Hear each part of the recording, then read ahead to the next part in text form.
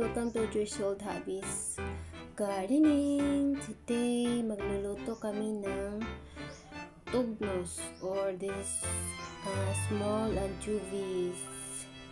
Lagyan namin ng flour, cornstarch. Meron din tayong pipino for salad.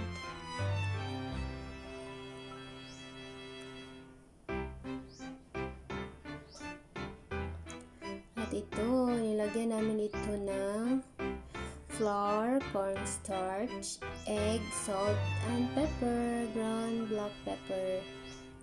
Mix lang until well blended ang mga ingredients. Kasi at i-ano natin to para okoy or torta.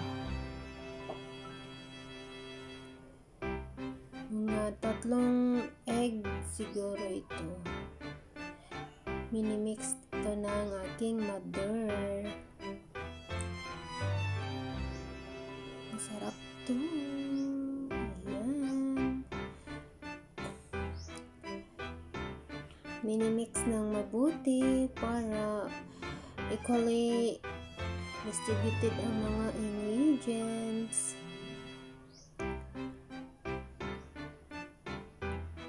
At pina-fry na natin.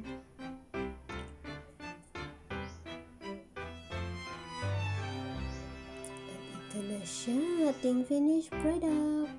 Okoy na maliit na dilis.